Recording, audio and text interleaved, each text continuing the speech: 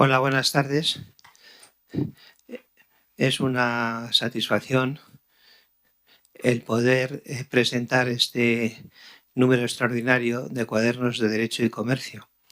Es el 11º y la verdad es que el conjunto de los que se han venido publicando creo yo que merecen estar en los anaqueles de cualquier jurista y especialmente de aquellos que cultivamos el derecho mercantil.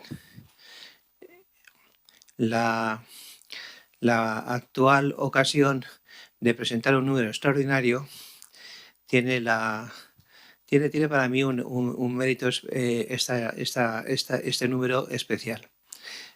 Verdaderamente todos ellos tratan de cuestiones de actualidad, y cuando uno revisa los diferentes títulos que han surgido en el seno de la revista, se percata de que afectan a unos ámbitos muy extensos, desde el ámbito de las sociedades, del ámbito concursal, todo ello en materias de plena actualidad y que constituyen en estos momentos el centro neurálgico del derecho mercantil.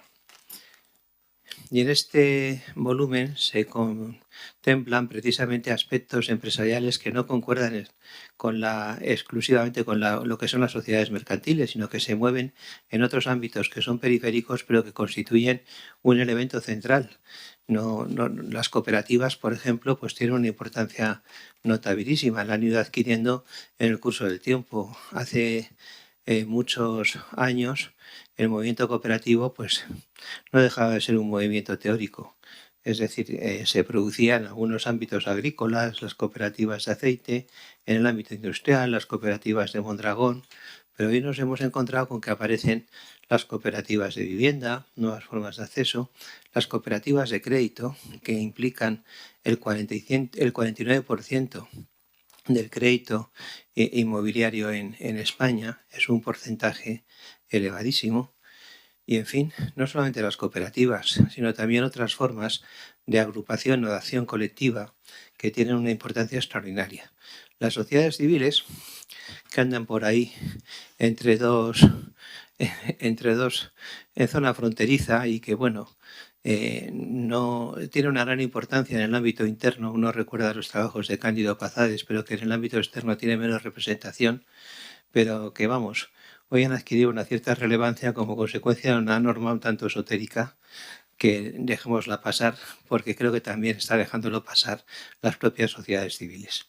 Y por otro lado están esas agrupaciones de interés económico que tienen mucho interés, que tienen también una vertiente europea, el asunto de las comunidades de tipo más o menos empresarial, que van con su NID, que constituyen una expresión también muy viva de lo que es la sociedad y donde se entremezclan los aspectos civiles con los mercantiles y que tienen, bajo ambos puntos de vista, un enorme interés.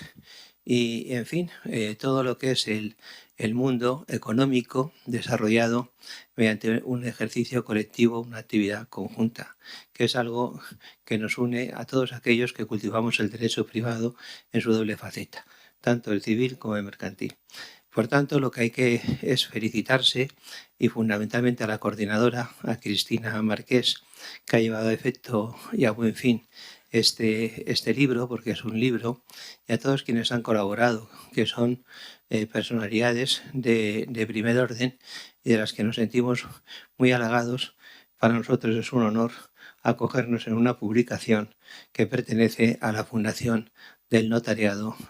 Y en este punto concreto pues acabo mi intervención con mi gratitud y mi reconocimiento y con la esperanza de que de aquí pues salgan buenas cosas, porque estas publicaciones tienen una gran ventaja: conectan con la problemática del derecho desde la doble perspectiva de la teoría y de la práctica, y en ella compartimos esa responsabilidad tanto los profesores, los catedráticos, como quienes en el día a día tratamos de aplicar el derecho. Muchísimas gracias.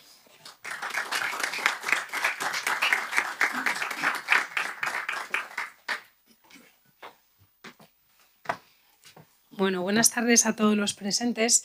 Me gustaría agradecer la presencia de todos los asistentes esta tarde, tanto los que están aquí de forma presencial como los que están en sus domicilios conectados online.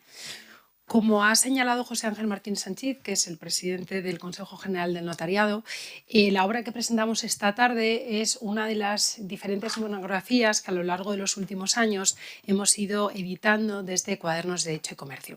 Durante varios años tuvieron la forma de números extraordinarios y ya en la última, hace 2 años, empezamos con una colección de monografías porque nos parecía más interesante editarlos en forma de libros, y este es el segundo de la colección de monografías, es el que presentamos esta tarde.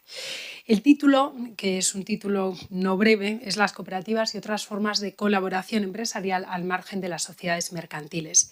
Y efectivamente el objeto es tratar de resaltar aquellos aspectos, tanto jurídicos como desde el punto de vista práctico, de formas colaborativas para el desarrollo de actividades empresariales que no son las sociedades mercantiles. Precisamente porque las sociedades mercantiles es la forma más utilizada en el tráfico, nos parecía interesante desde la revista abordar esas otras formas que, siendo minoritarias, tienen también mucha trascendencia en la práctica.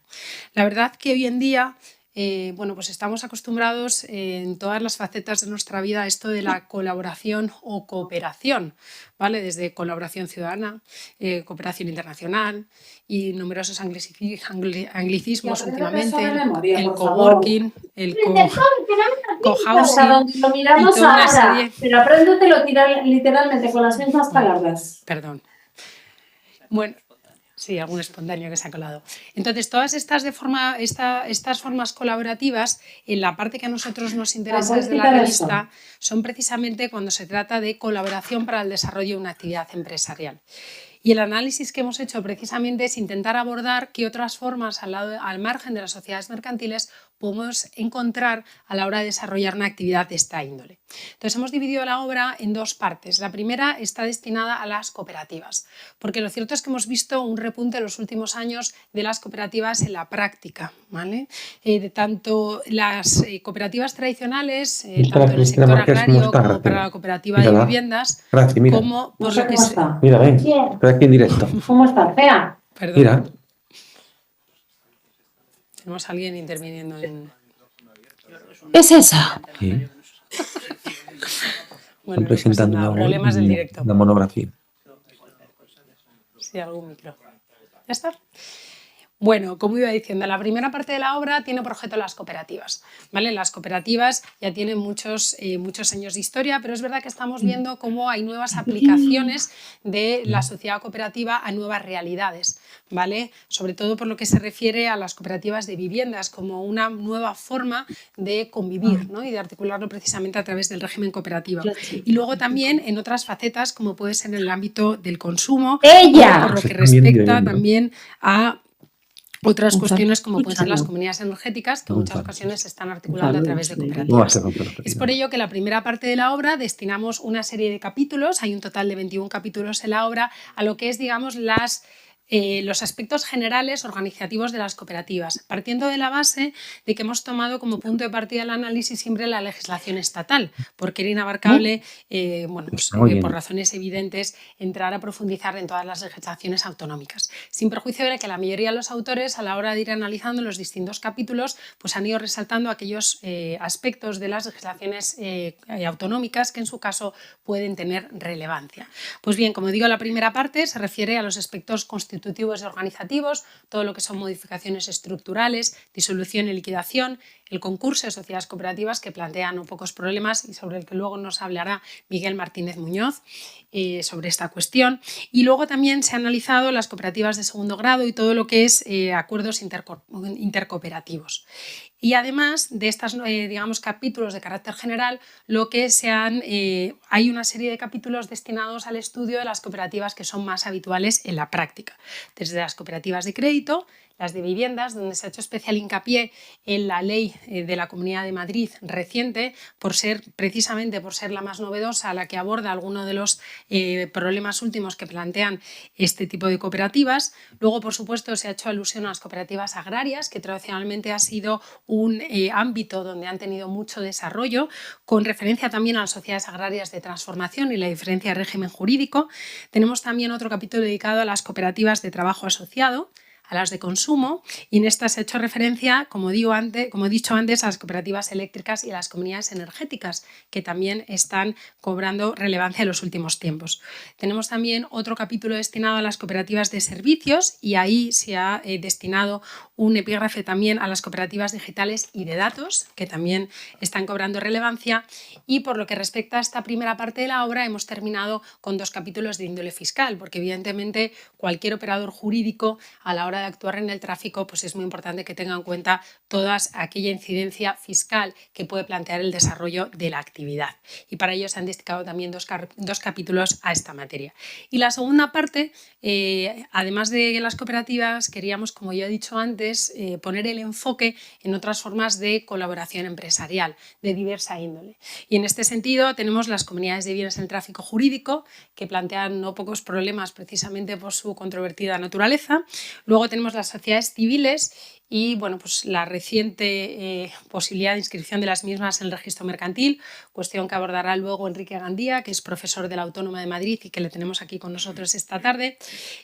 José Miguel Evidiruja, que le tenemos al fondo, que es catedrático de Derecho Mercantil de la Universidad de Valencia, nos va a hablar también del nexo entre actividad empresarial y el derecho de fundaciones y todas las implicaciones que ello conlleva.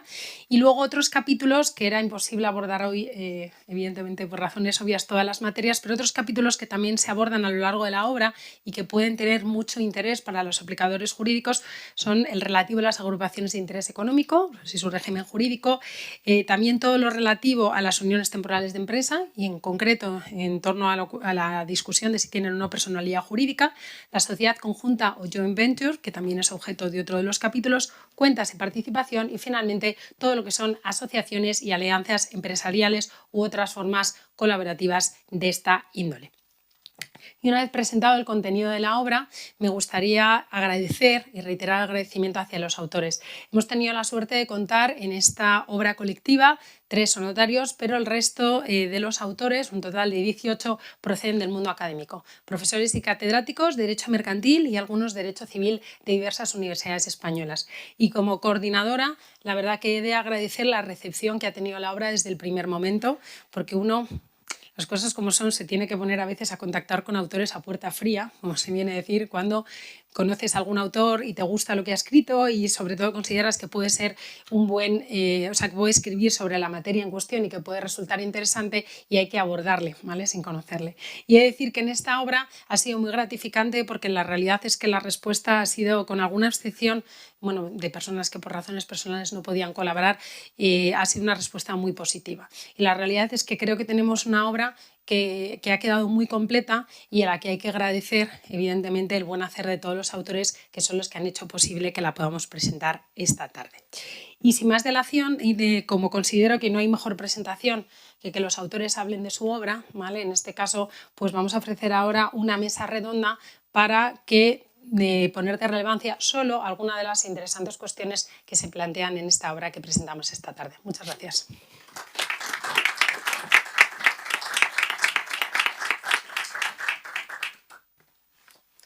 Bueno, vamos a tener que acercar un poco porque si no, no se va a oír nada.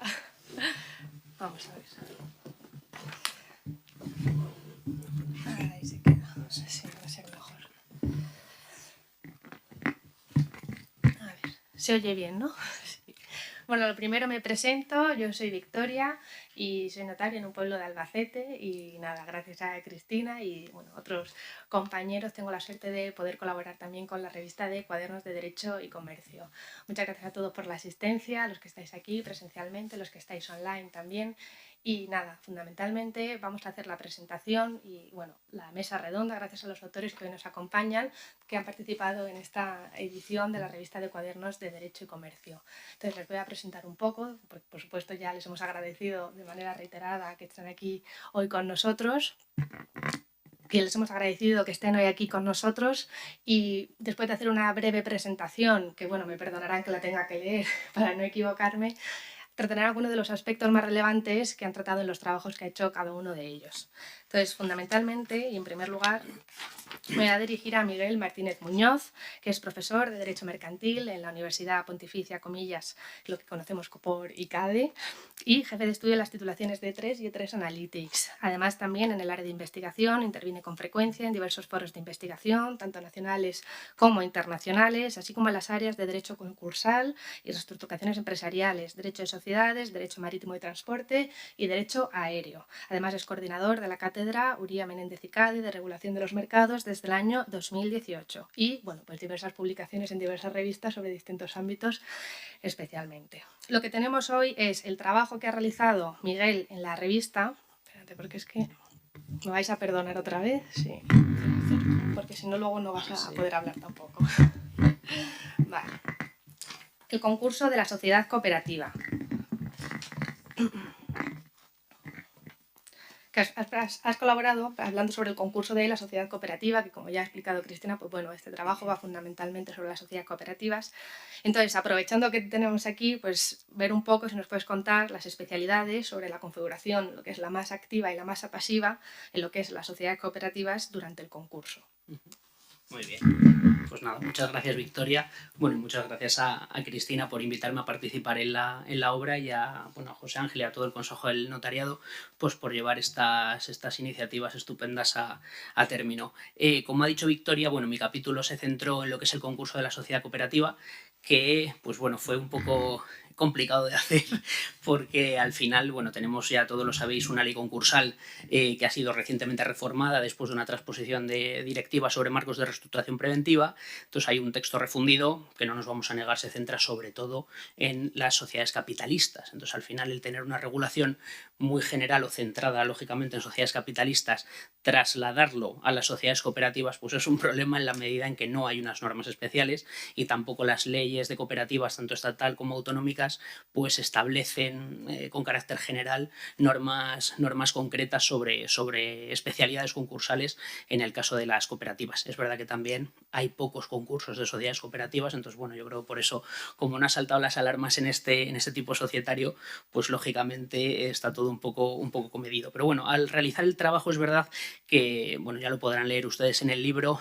aparte de tratar pues distintos temas más generales de lo que sería el propio sujeto, o sea, lo que es la sociedad cooperativa, como sujeto que puede ir a concurso, el tema de la declaración de concurso, del estado de insolvencia y demás cuestiones generales, es verdad que me he centrado sobre todo en el tema de ciertas particularidades que afectan a la configuración de las masas activa y pasiva en el caso del concurso de acreedores. Y ello, lógicamente, pues por la propia especialidad o la propia idiosincrasia de estas sociedades cooperativas, que son sociedades de base mutualista y, lógicamente, pues tienen ciertas normas o ciertos principios configuradores que van a afectar de una manera un tanto relevante lo que sería la tramitación de su concurso de acreedores. Entonces, bueno, en lo que respecta a la configuración de la masa activa, sobre todo yo me he centrado en tres aspectos que yo creo que afectan bastante sobremanera lo que sería el concurso de una cooperativa. En primer lugar, serían las obligaciones de los socios. O sea, todos sabemos que los socios en una sociedad cooperativa, en este caso, tienen unas obligaciones pues bastante más intensas o bastante más fuertes, no solamente de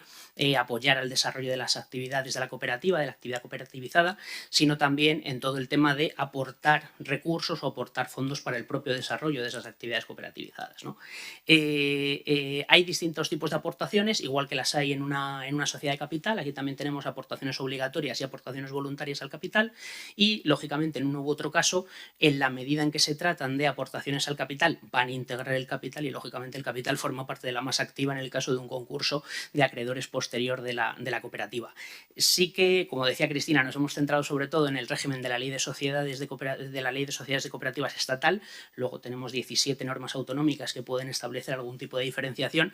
En el trabajo lo tienen ustedes, alguna particularidad un poco más reseñable, pero en general, bueno, en este ámbito de las obligaciones es verdad que los socios tienen esas dos vías de aportación al capital, ¿vale? Tanto obligatorias como voluntarias. Las voluntarias siempre se tienen que desembolsar íntegramente, en cuyo caso se integran parte del capital y no habría ningún problema. En el caso de las aportaciones obligatorias se establece que, en función de lo que establezcan los estatutos o la Asamblea General en un momento dado, existe un desembolso mínimo del 25% y el resto pues en los plazos que establezcan esos estatutos o Asamblea General. Ahí que tendríamos que esa parte, lógicamente, integra el capital, va al capital, y la parte efectivamente no desembolsada se integraría en la masa activa del concurso como un derecho de crédito. Al final nos regimos por el artículo 192 de la ley concursal que establece ese principio de universalidad.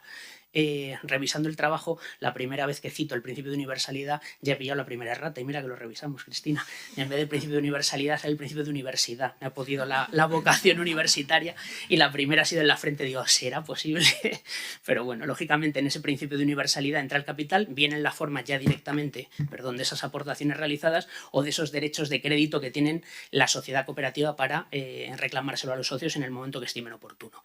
Y junto con esas aportaciones obligatorias o voluntarias al capital existe toda otra parte de aportaciones, que es lo que se llama la masa de gestión económica de la cooperativa, que no son aportaciones al capital como tal, pero lógicamente son aportaciones al patrimonio de las sociedades cooperativas y que lógicamente, aunque no integren capital, forman parte del patrimonio y lógicamente se integrarían en la masa activa del concurso en ese caso, ¿no? En el caso del concurso. Entonces esa sería una primera especialidad. La segunda es el especial instrumento de la imputación de las pérdidas, porque al final, lo que decíamos antes, ¿no? En estas sociedades de base mutualista y sobre todo en las sociedades cooperativas, pues los socios no solamente participan en el potencial reparto del beneficio en caso de que lo haya, pero también lógicamente van a sufrir una posible imputación de pérdidas tal y como lo tengan configurados las cooperativas en los estatutos. Eso implica que las pérdidas que pueda tener la cooperativa, o sea, las deudas con los acreedores, no estando en fase de concurso, van a poder ser sufragadas por los propios acreedores con carácter previo al propio concurso.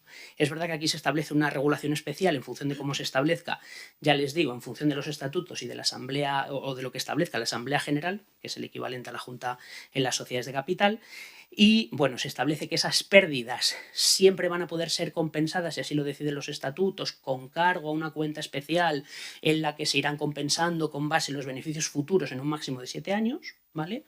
O, si no, existe este instrumento de la imputación de pérdidas en la que lógicamente hay un orden en cascada en el que se van a ir imputando las pérdidas en la medida en que existan. Entonces siempre se dice que si existen, pues primero se van a imputar a los fondos voluntarios en caso de que los haya, en segundo lugar al fondo de reserva obligatorio, que para eso existe y ahora hablaremos de él, y en tercer lugar se van a imputar a los socios en la participación que tengan en esa sociedad cooperativa. Y, lógicamente, esta imputación de pérdidas a los socios, que lo que les decía, si se van a imputar al final pérdidas a los socios, pues lógicamente eso también va a afectar a la conformación de la masa activa en la medida en que va a existir un derecho de crédito de nuevo de la sociedad concursada contra sus propios socios por esa parte de las pérdidas que sean responsabilidad personal e ilimitada de esos socios dentro de la cooperativa.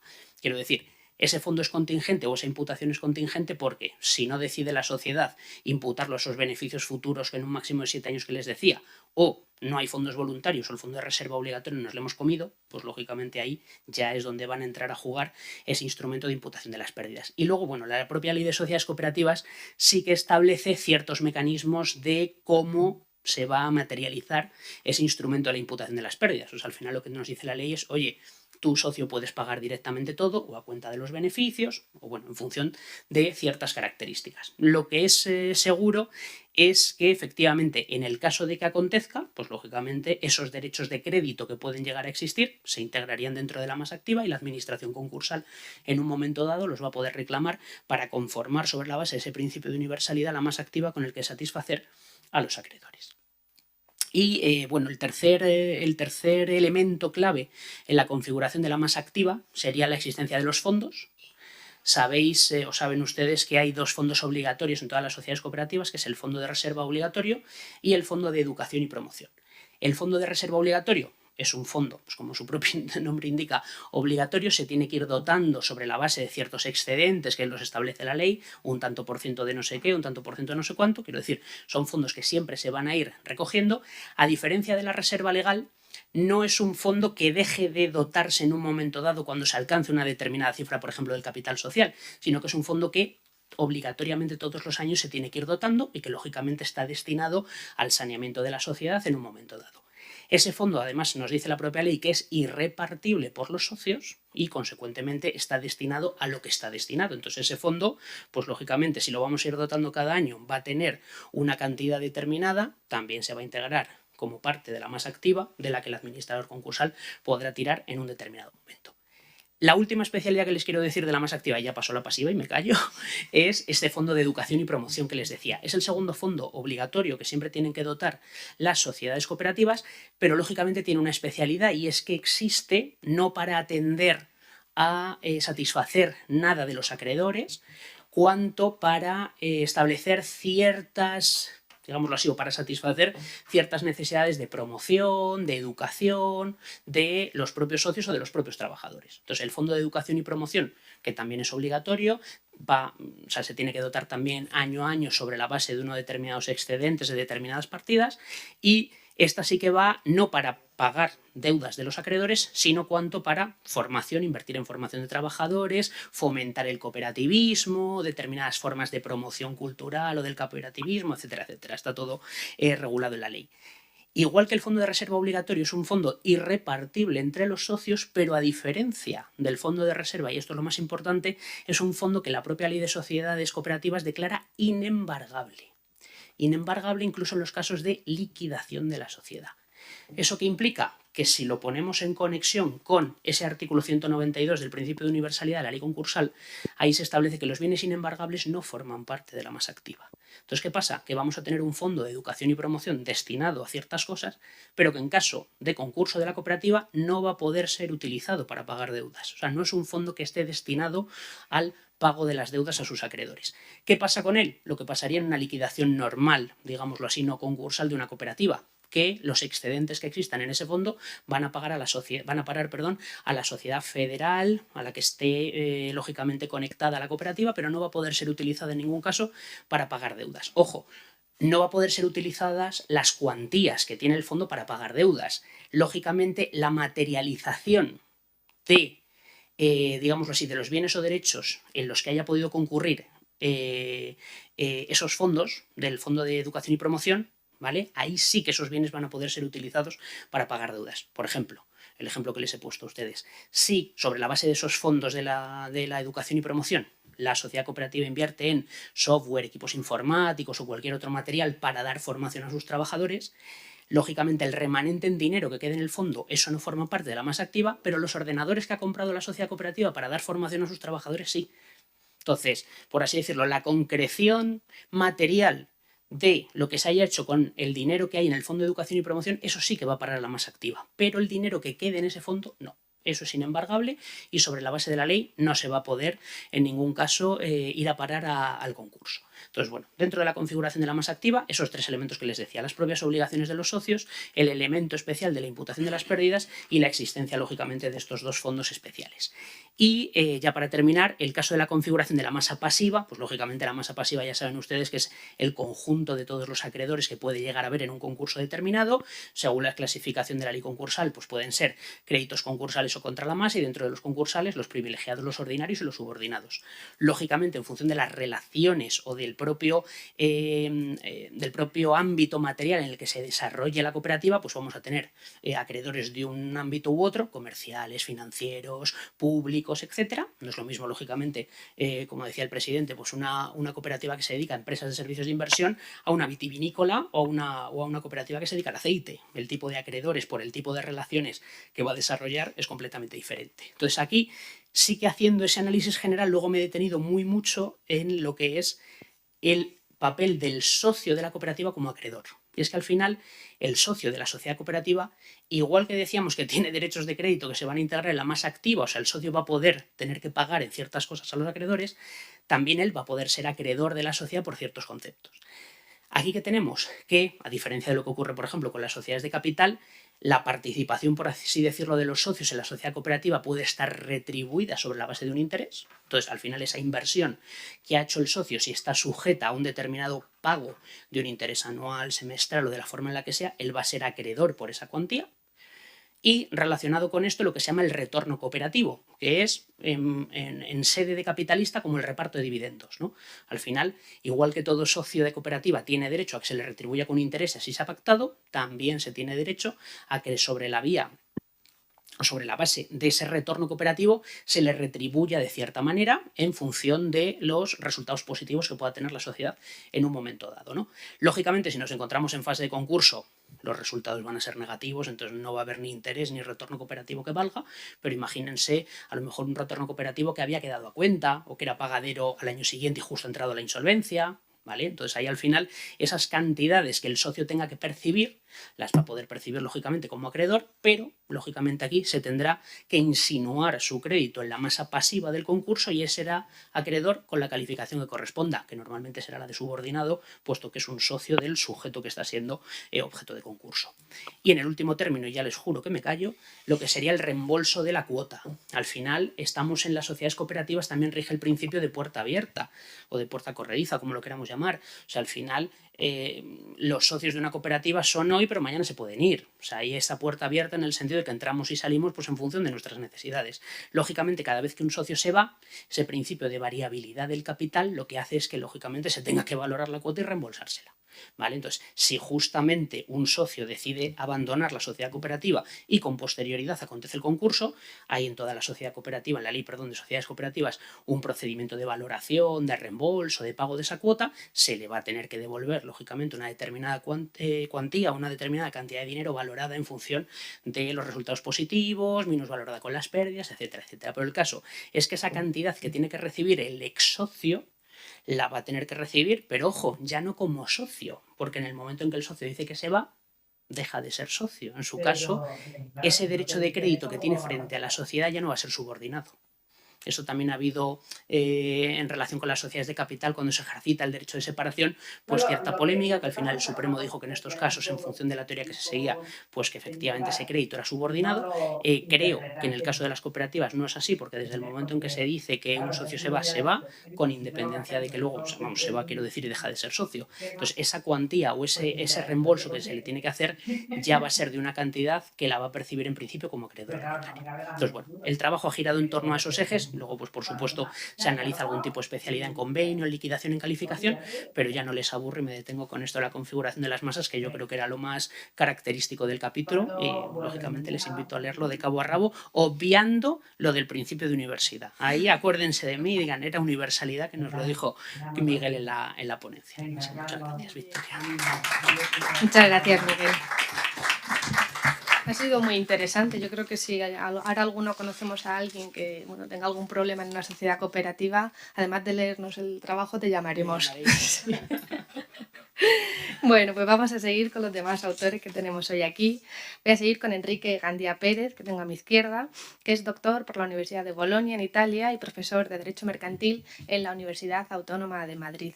También es visiting professor en la Universidad de Milán y director del título de experto en Corporate Governance, Operaciones M&A, que organiza la Universidad Autónoma, habiendo publicado una monografía sobre la renuncia a la acción social de responsabilidad y más de una treintena de artículos en revistas nacionales y extranjeras, fundamentalmente sobre temas de derechos de sociedades y en el ámbito de los contratos. Entonces, dentro de la monografía, aquí ya nos vamos a salir del ámbito de las cooperativas y vamos a entrar en otras formas de colaboración empresarial.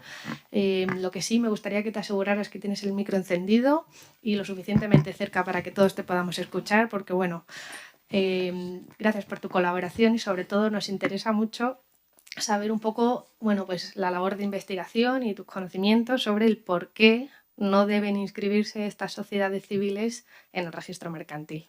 Bueno, pues muchas gracias, Victoria, y gracias también a Cristina por la invitación a participar en la obra. Yo sí voy a ser extraordinariamente breve. Me preguntas por qué no se debería escribir una sociedad civil en el registro mercantil. Yo considero que cada uno puede hacer con su dinero lo que quiera, las horas de beneficencia que quiera, incluido patrocinar a los registradores, pero la realidad es que no vale para absolutamente nada. Quiero decir, no tiene ninguna ventaja inscribir una sociedad civil en el registro mercantil.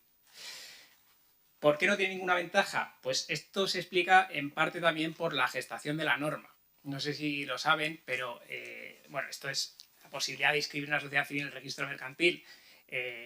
La establece la disposición adicional octava de la llamada Ley Crea y Crece, y pinta y colorea, y esta ley, pues en la versión original no decía absolutamente nada. ¿Qué pasó? Pues que en el trámite de enmiendas en el Congreso, el grupo parlamentario republicano pues introdujo una enmienda, Esquerra Republicana, introduciendo una enmienda diciendo que la inscripción de las sociedades civiles en el registro mercantil sería obligatoria.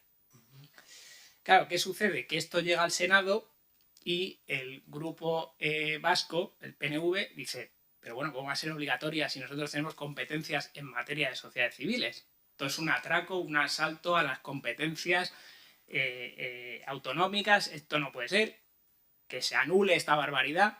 Y bueno, al final se llegó a una transacción con EH Bildu, también muy puesto en esto de la inscripción de las sociedades civiles en el registro mercantil, una transaccional por la cual la inscripción pasó a ser voluntaria, ¿no? Entonces tenemos una norma perfectamente inútil, que además han conservado en la justificación que se hizo de por qué se introduce esta novedad. Bueno, novedad que ya se trató de introducir en el 98, si recuerdan, y se lo cargó el Supremo porque se hizo por un Real Decreto y bueno, en fin. Pero claro, se dice, no, es que así las sociedades civiles se tienen que inscribir en el registro mercantil porque así Hacienda va a saber quiénes son los socios, te va a poder recaudar más. Y entonces lo hace usted voluntario, ¿no? Porque todo el mundo entiende que como Hacienda va a saber quiénes son los socios, pues yo inscribo mi sociedad a ver si viene Hacienda. Pero bueno, al margen de esto, hay otro punto que es el principal defecto en la redacción de la norma, que es que no solo es voluntaria la inscripción del sujeto, de la sociedad, porque esto le pasa también al empresario individual, si recuerdan ustedes, el problema está en que también es voluntaria la inscripción de los hechos posteriores. Es decir, el otorgamiento y la revocación de poderes, la separación de socios, la transmisión de partes de socios, todo es voluntario. Lo que no se ha percatado el legislador es que si es voluntario no despliega ningún efecto de publicidad material. Luego, el hecho de que se inscriba ni despliega publicidad positiva ni negativa, y si acaso dejo yo caer que a lo mejor sí fe pública, pero en fin, que el que consulte la hoja registral de una sociedad civil, que sepa que está mirando el registro de vehículos de tráfico, es decir, que no le protege de absolutamente nada. Le voy a poner un ejemplo. Si una sociedad civil revoca un poder, la persona que ve en el registro que ese poder está inscrito a nombre de la sociedad no puede confiar en que sigue estando vigente, porque la revocación, inscribirla es voluntaria. Luego contrata con ese apoderado a su riesgo. Luego, en definitiva, no vale para absolutamente nada. ¿Se podía haber mejorado la norma? Bueno, pues en Alemania hace nada han aprobado una reforma del Código Civil que permite la inscripción de las sociedades civiles en un registro, no en el registro mercantil, en un registro de sociedades. Claro, es una norma que llevan trabajando en ella 10 años, que la han hecho con un consenso doctrinal bastante importante y no hurtadillas en un conchaveo parlamentario. Pero en fin, ¿tiene sentido inscribir una sociedad civil aunque estuviera bien estructurada la norma del registro mercantil? Yo creo que ninguno. O sea, quiero decir, las sociedades civiles han vivido toda la vida al margen del registro. Además, no hay ningún incentivo para inscribir una sociedad civil. Básicamente es una cuestión de apoderamientos. Esto es lo que nos interesa, es la cuestión de los poderes. Y en sociedades civiles no hay poderes típicos. No hay un factor de una sociedad civil.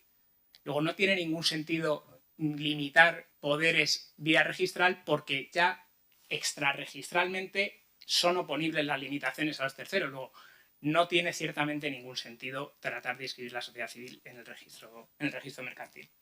Dicho lo cual, también es verdad que yo he hecho una pequeña labor de hacer una especie de censo de las sociedades civiles que operan en España, labor extraordinariamente ardua, les tengo que decir, porque el INE no suelta prenda de las sociedades civiles que hay.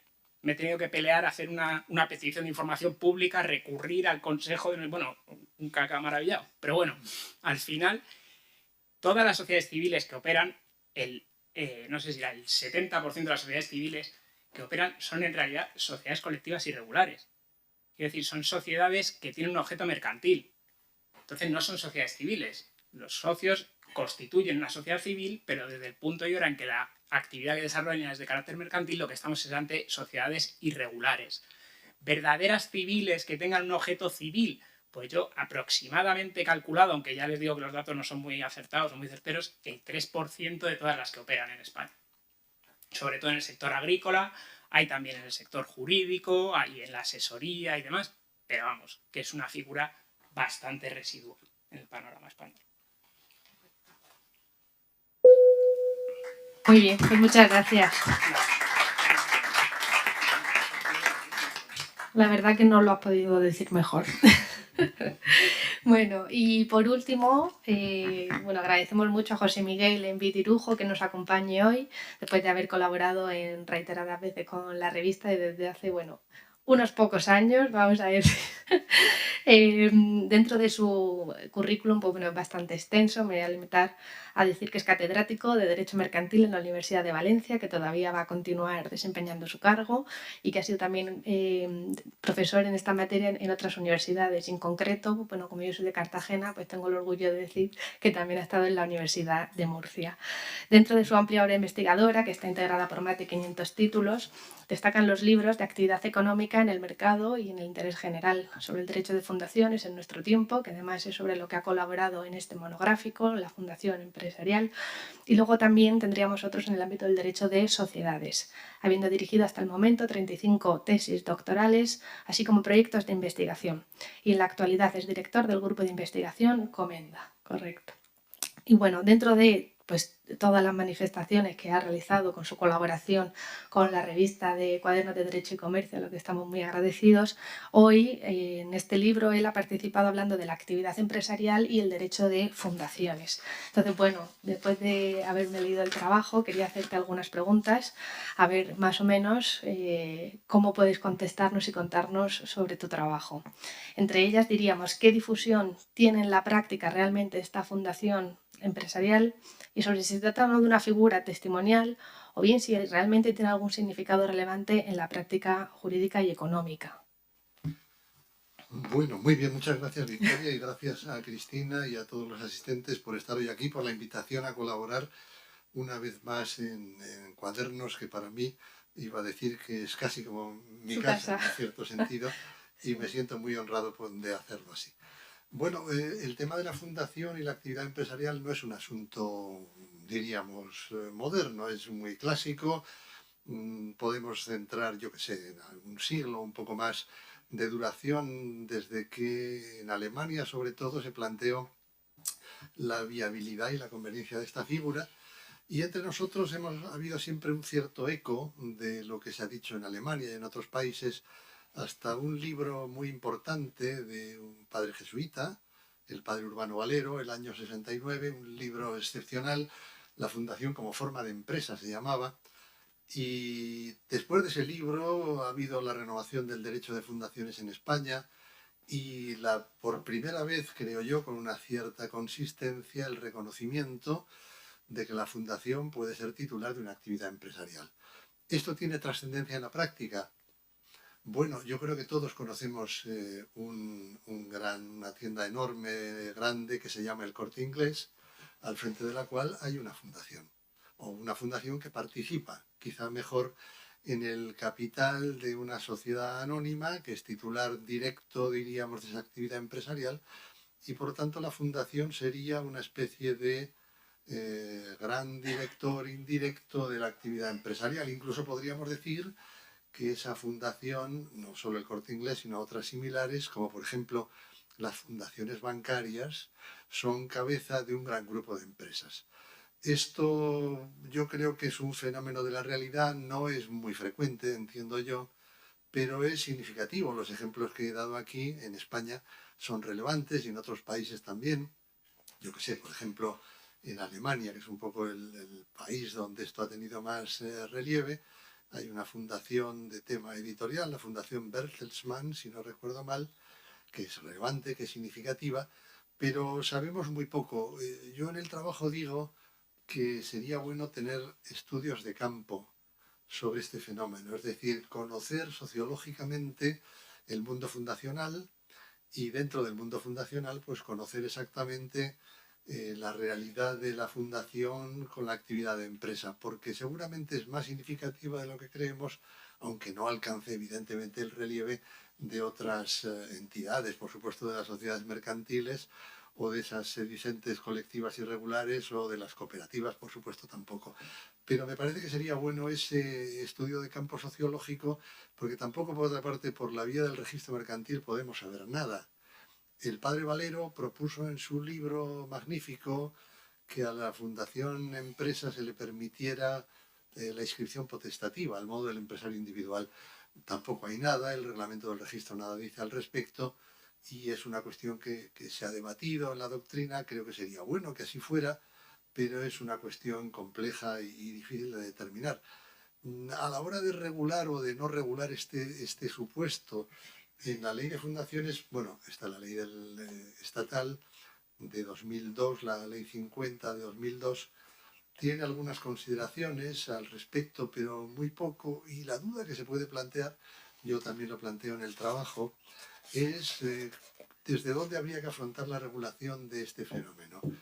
¿Desde el derecho de fundaciones exclusivamente? ¿O el derecho mercantil podría decir algo? No por aquello del eclecticismo que siempre se le reprochaba a don José Castán en su tratado, pues yo sería partidario de una especie de combinación de ambas cosas, ¿no? ¿Por qué? La fundación empresa, yo me gusta llamarle fundación empresaria, eso da lugar a un debate que no hay tiempo aquí de contemplar si es auténtico empresario o no. Pues la fundación empresaria yo creo que es una fundación, es una entidad que está al servicio de fines de interés general, y por lo tanto el derecho de fundaciones algo tiene que decir. Pero yo creo también que el derecho mercantil debería tener en cuenta este fenómeno. El anteproyecto de Código Mercantil de 2014 hablaba de un concepto que doctrina muy autorizada ha criticado, que es el de operador económico en el mercado. Yo creo que toda fundación es un operador económico en el mercado, y la fundación empresaria lo es, aunque aquí habría que distinguir, bueno, no hay tiempo para ello. Todos los empresarios son operadores económicos, pero no todos los operadores económicos son empresarios. Entiendo que, en resumen, que la fundación empresaria debería ser contemplada de alguna forma por el derecho mercantil. Nuestro código vigente, alguna vez lo he dicho, yo creo que es una ficción, no sirve para nada en este sentido.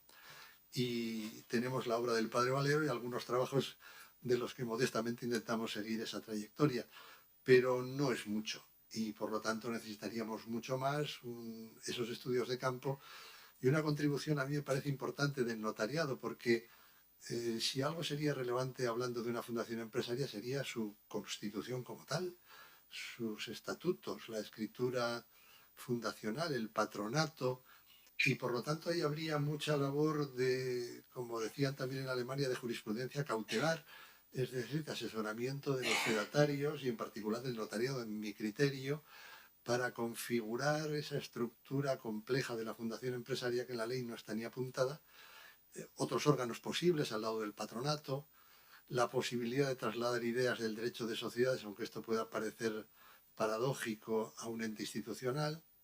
En fin, el trabajo mío quizá lamentablemente no tiene más preguntas que respuestas, ¿no? Entonces me gustaría dar alguna respuesta sólida, pero con todo lo que he intentado resumir, y si alguien tiene la paciencia de leer el largo trabajo que he escrito, pues a lo mejor encuentra aspectos más concretos para apuntar una solución. Así lo creo. Muchísimas gracias, José Miguel.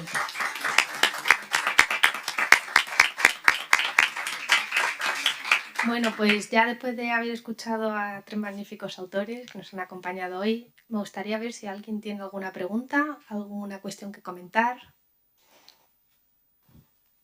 ¿No? ¿Sí? ¿Juan? ¿José? Sí, Juanjo. Pasemos el micrófono. Hablaba el profesor Miguel que de la...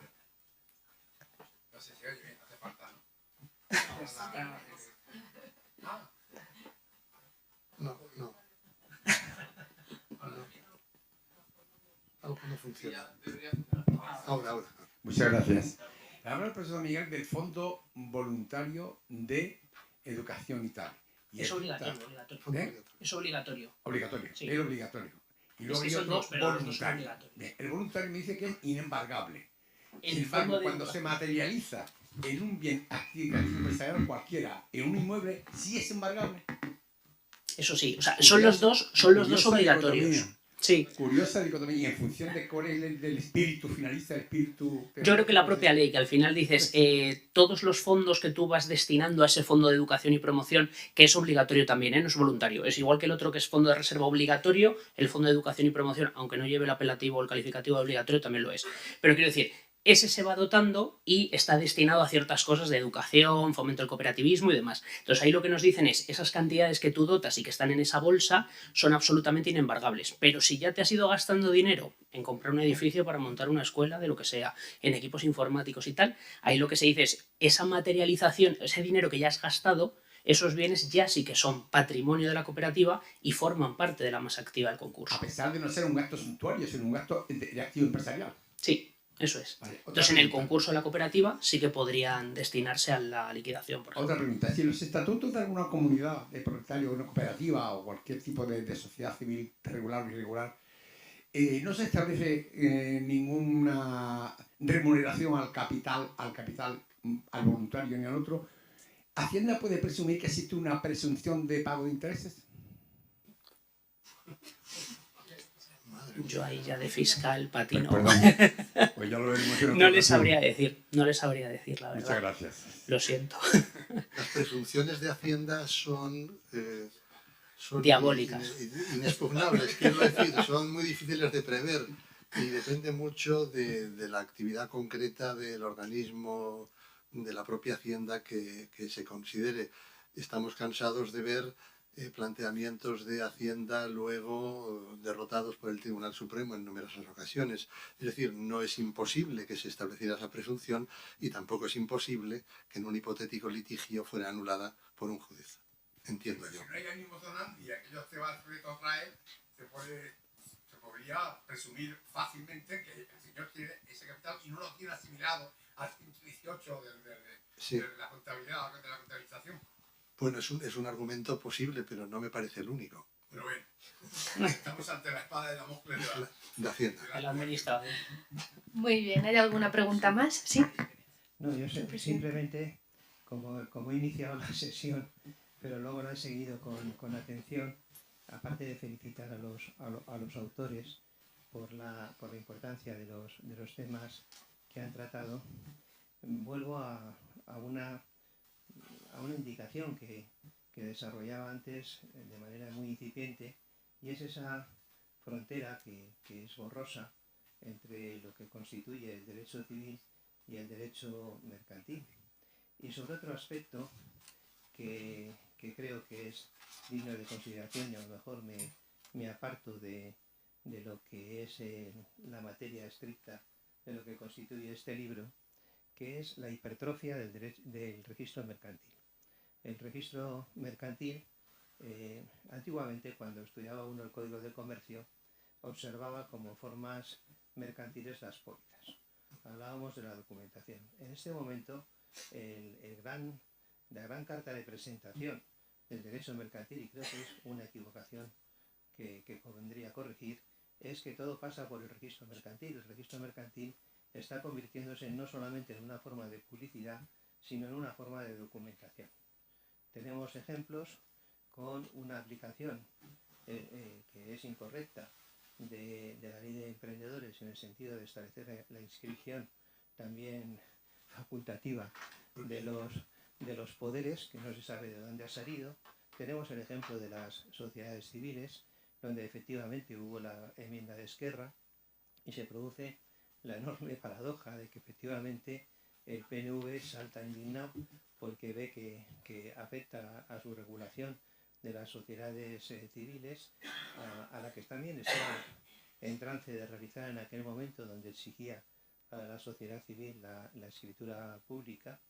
Y por otro lado, la solución que se encuentra, que es el fruto de una transaccional trasnochada, a la que conduce a una tautología, porque por un lado se esboza la idea de que lógicamente no puede esta ley estatal en regular en la forma de las sociedades que se rigen por el derecho especial de cada legislación. Por ejemplo, pues yo qué sé, la gallega, la vasca. Esto sería, en principio, inconstitucional. Y se resuelve estableciendo el carácter facultativo y la posibilidad de definir el título inscribible en la legislación foral, lo cual es igualmente inconstitucional. O sea, que se produce una suma de inconstitucionales en una y en otra solución.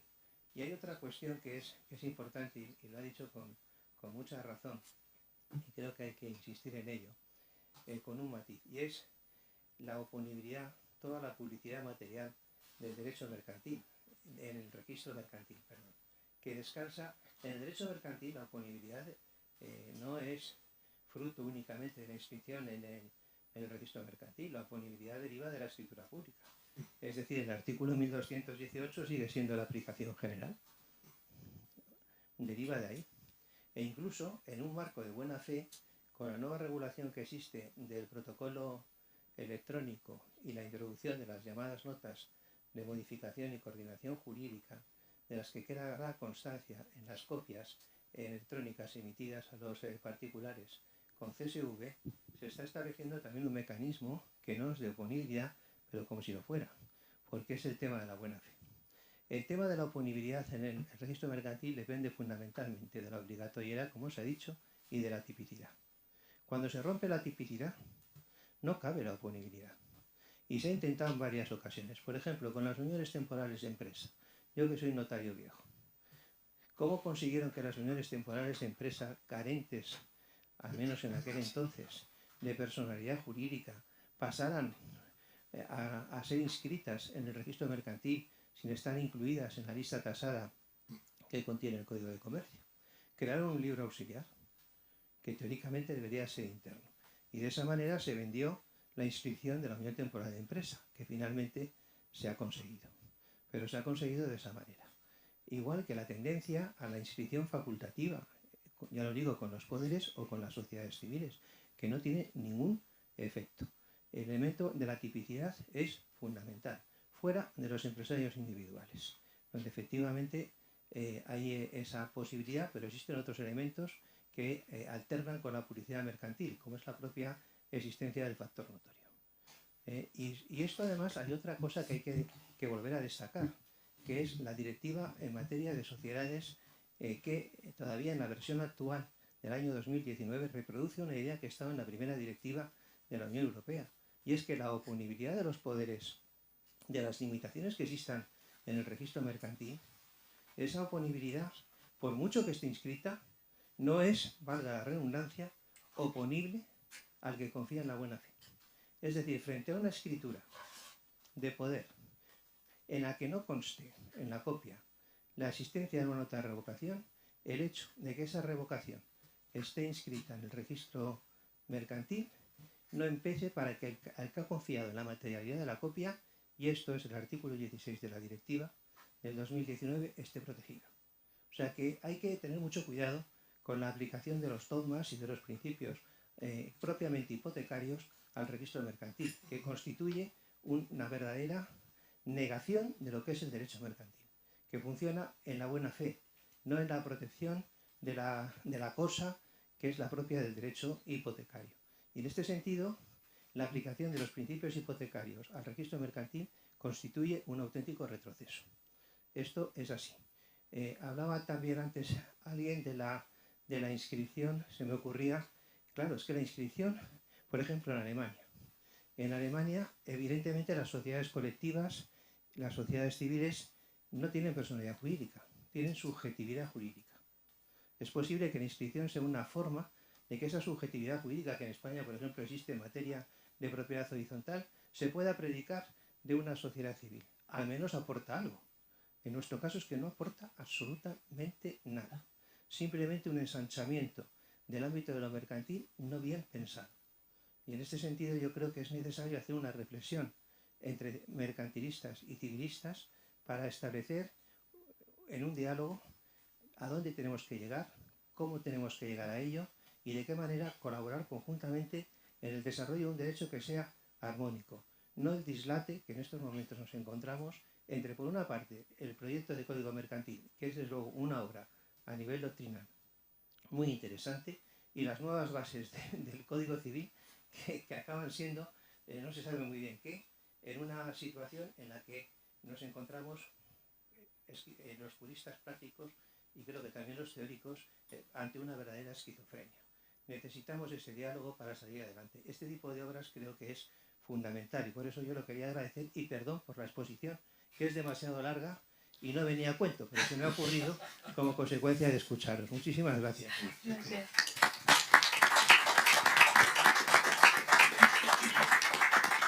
¿Queda alguna pregunta? ¿No? ¿Ya no?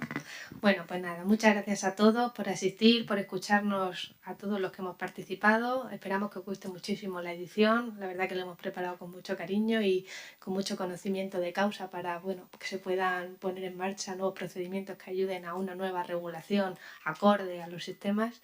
Y sin nada más que hacer y que decir, pues os invitamos a pasar a tomar un vino español. Muchas gracias.